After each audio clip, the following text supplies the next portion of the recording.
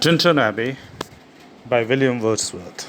Dear students, I propose to critically discuss William Wordsworth's Tintern Abbey, which is part of your syllabus, Semester 4, CC 9, Group A, Poetry section.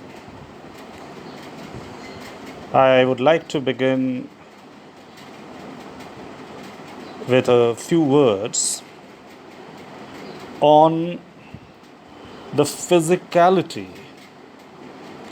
of the subject in question. The physicality here, of course, referring to the geography and history of the abbey of the title. Tintern Abbey is a ruined Cistercian abbey on the Welsh bank of the River Wye in Monmouthshire. This river, that is the River Wye, forms part of the border between England and Wales. History tells us that the abbey's community was dissolved in 1536 by Henry VIII, which he did during his suppression of the monasteries. And subsequently, the buildings of the abbey soon fell into disrepair. However, the ruins are among the most impressive of their kind in Britain. It would be prudent at the outset to begin this lecture with Wordsworth's own comments on the poem. In his own words, open quote, "No poem of mine was composed under circumstances more pleasant for me to remember than this. I began it upon leaving Tintern, after crossing the Wye, and concluded it just as I was entering Bristol in the evening, after a ramble of 4 or 5 days with my sister. Not a line of it was altered, and not any part of it written down till I reached Bristol." According to Harold Bloom, who is of course a renowned critic and who has written reams on the romantic imagination, poets such as William Wordsworth have an agenda that moves beyond merely reading a poem for pleasure. As we read the poem, we find that Wordsworth identifies 3 such stages in Tintern Abbey. A. The animal spirits of childhood, which is described in lines 74-75. B. The romantic, emotion-dominated world of youth, described in lines between lines 68 to 86. And C. The philosophical reflection available to maturity. Remember, students, that the first and second sections of Tintern Abbey amplify the poet's meditative tone through the combination of his sensory experience and emotions. The last section, however, is closer to a celebratory prayer than to a lament. Nature, in conjunction with imagination, is the ultimate sublime power. And Wordsworth conveys the message that nature has the ability to heal, to soothe, and to prompt the recall of the poet's sentimental feelings. Even though the poet has been absent for 5 years, his return to the Wye River Valley marks a return to the contemplation of his youth, which in turn marks his maturation, both physically and spiritually. The poet Wordsworth, while writing the poem, is not giving us simply an account of his visit to Tintern Abbey with his sister Dorothy. The poem is explicitly a revisit after the 5 summers and 5 long winters mentioned in the opening lines.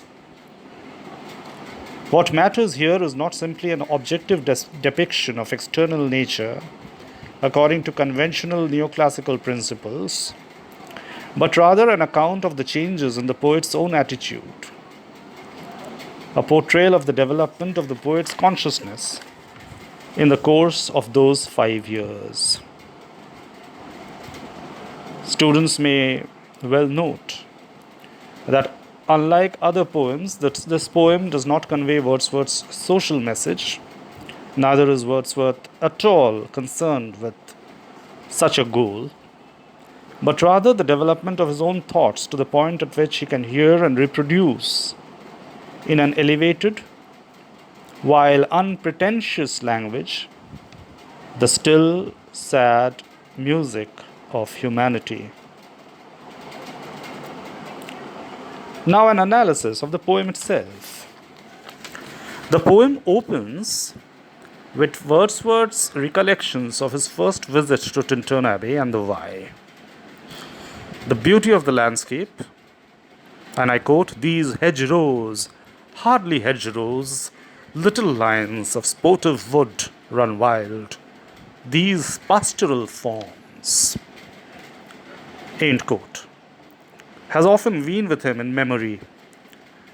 And what prize does he receive via this medium of memory?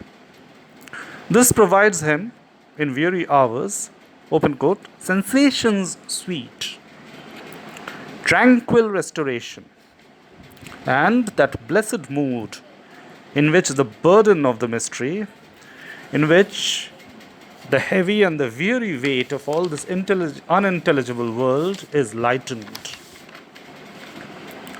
But remember, my dear students, that Wordsworth is writing after 5 years, but times have changed in the course of 5 years, and the poet along with them. That is, the poet has also changed along with these passing moments. When first he visited that sylvan Wye, he was, open quote, more like a man flying from something that he dreads than one who sought the thing he loved. In 1793, the time of his first visit, he had only recently returned from France. And who did he leave behind him in France?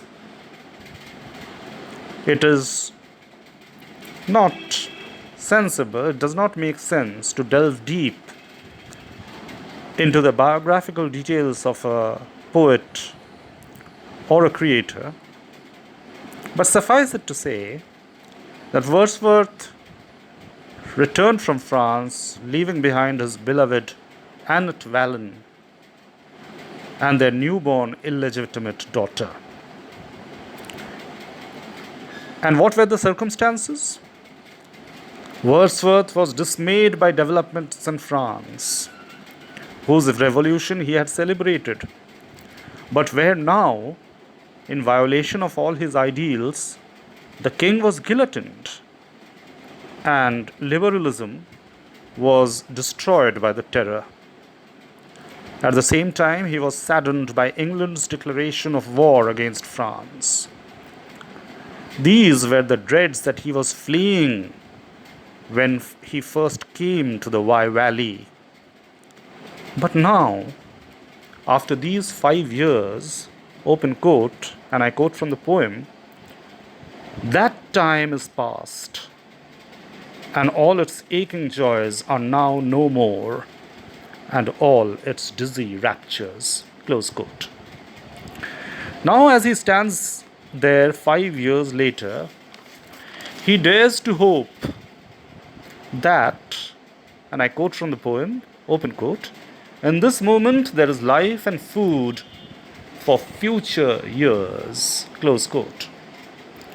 He realizes that he has changed and now looks on nature with different eyes and feelings. Inspired now by the, open quote, still sad music of humanity, he feels, and I quote again, a presence that disturbs me with the joy of elevated thoughts, a sense sublime of something far more deeply interfused. He is still, to be sure, a lover of the meadows and the woods.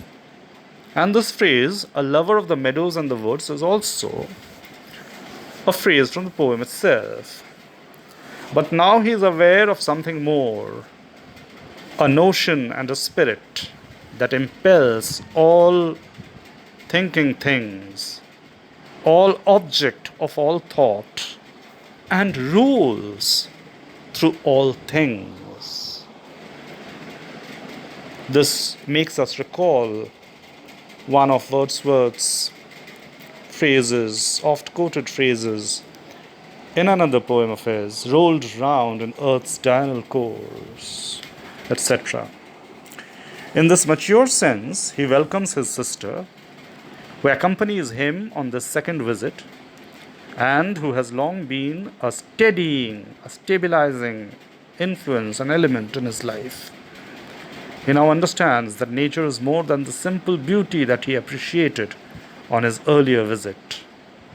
Quote, she can so inform the mind that is within us, so impress with quietness and beauty, and so feed with lofty thoughts, that the dreary intercourse of daily life can no longer overwhelm us. Unlike much 18th century poetry, which restricted itself to descriptions of nature, and unlike many of Wordsworth's other poems in the collection, which deal with social issues, Tintern Abbey, remember, my dear students, is wholly subjective, depicting not nature for its own sake, but the poet's response to nature at two different stages in his own development, as a youth of 23 and a man of 28. Thank you.